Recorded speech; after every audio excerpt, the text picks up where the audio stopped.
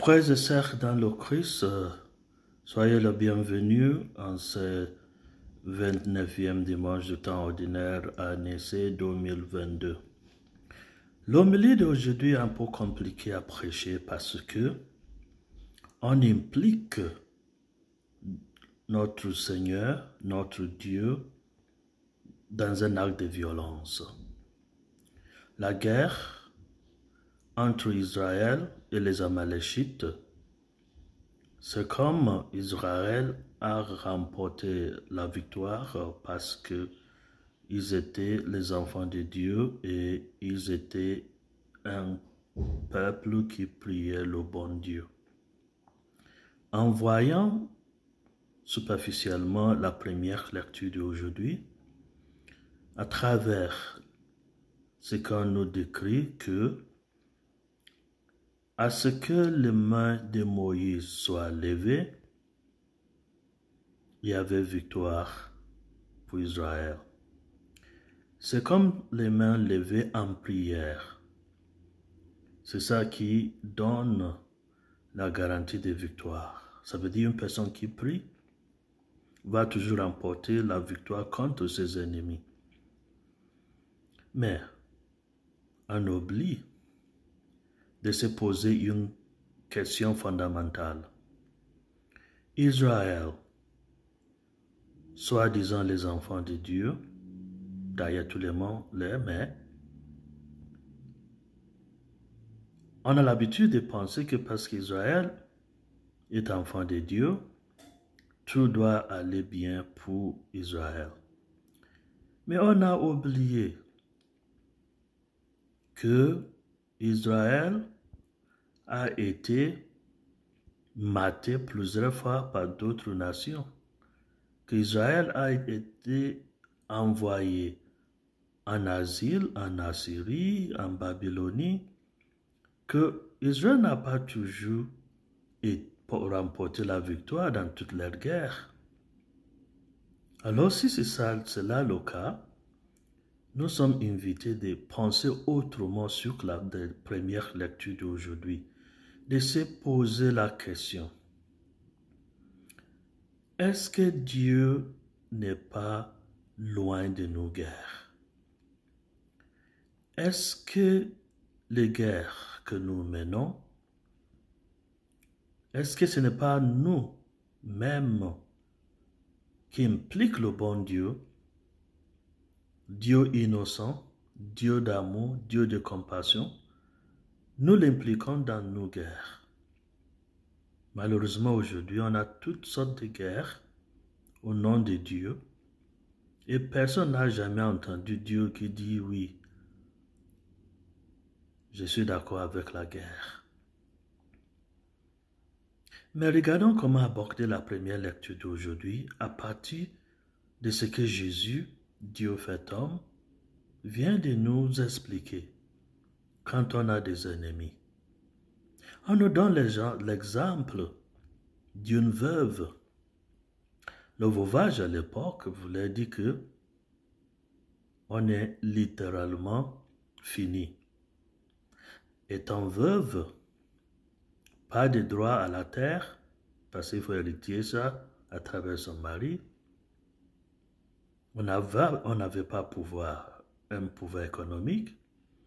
Alors c'est comme on dit en français du quartier au Cameroun, on est déjà cadavéré. C'est comme un cadavre ambulant. On se balade, mais on est mort. On n'est même pas fantôme, mais on est un cadavre qui se balade. C'est ça le veuvage à l'époque. Alors, une veuve, matée, terrassée par la pauvreté, faute de mines, faute de mari,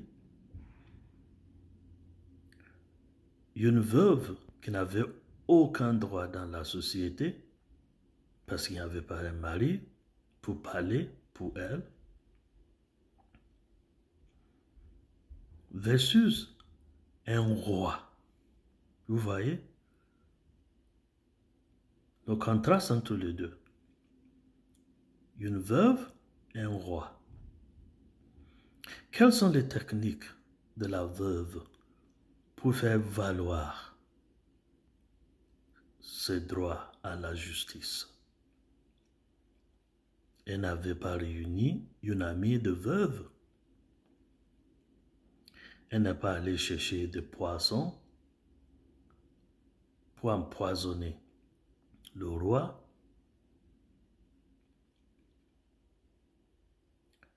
Elle avait utilisé sa foi et sa patience pour conquérir le roi. Elle faisait la navette pour aller faire valoir ses droits à la justice. Le roi lui-même a décidé de l'écouter. Oui, le motif pourrait être fautif, mais le roi se disait, j'ai droit à ma paix. Si je ne donne pas la justice, je ne fais pas de justice à cette veuve, elle va m'importuner jusqu'à la mort. Pour avoir ma paix, je vais lui faire la justice. Et il avait fait. Alors, en voyant que, en fin de compte, le roi a été obligé de faire la justice, à travers sa patience et sa foi et sa persistance, la veuve a eu une réponse positive à sa requête. Voilà ce que le bon Dieu nous invite à faire. Retenons notre première lecture. Le problème fondamental, c'était que ni Israël, ni les Amalécites avaient de la patience, avaient de la foi et étaient en train de voir dans l'autre l'enfant de Dieu pour que la victoire soit mutuelle. Dieu n'est pas un Dieu de guerre. Oui, les Amalécites défendaient leur territoire. Mais toute la terre entière a été criée pour nous, les enfants de Dieu. Ce n'est pas crié uniquement pour telle ethnie, telle tribu, telle race. C'est pour l'humanité tout entière. C'est ça qui a engendré la guerre dans notre première lecture et manque de reconnaissance que Dieu nous a créés tous et toutes comme ses enfants. Dieu ne peut jamais supporter et prendre part dans la guerre de ses enfants. Alors pour empêcher les guerres pareilles, notre deuxième lecture nous invite à être des militaires, des soldats du Christ. Et quel est le travail d'un soldat du Christ? C'est d'utiliser l'autorité de l'Évangile, d'utiliser l'autorité de l'Écriture sainte, qui nous dit à travers la deuxième lecture d'aujourd'hui, il faut réprimander les gens qui refusent de vivre leur vie en suivant l'exigence du bon Dieu. Tu ne tueras point. C'est ça le commandement du bon Dieu envers Israël. Mais ils sont en train de tuer les Amalécites dans la première lecture. C'était à l'encontre du commandement du bon Dieu. C'est parce que on refuse de vivre selon les exigences du bon Dieu. C'est pourquoi on a les guerres d'aujourd'hui. Personne ne va supporter l'autre. L'évangile, comme l'autorité du bon Dieu, nous invite à vivre tout d'abord comme Jésus-Christ a vécu. C'est lui qui n'a jamais haï personne, qui n'a jamais tué personne, mais qui est mort pour nous tous et toutes. Il nous invite à vivre comme la veuve qui avait de la patience, de la foi, qui n'a jamais engagé la violence pour avoir la justice, mais elle a invoqué sa foi et sa patience et sa persistance. Alors c'est à cela qu'on nous invite comme les soldats du Christ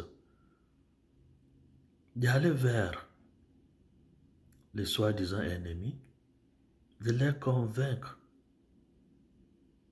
que mieux vaut de faire les exigences du bon Dieu pour la paix de tout le monde. Alors c'est ça le devoir. La paix, il faut de la patience, il faut de la persistance pour avoir la paix, pour rechercher la justice. Alors, en s'efforçant d'œuvrer pour la justice et en invoquant notre patience,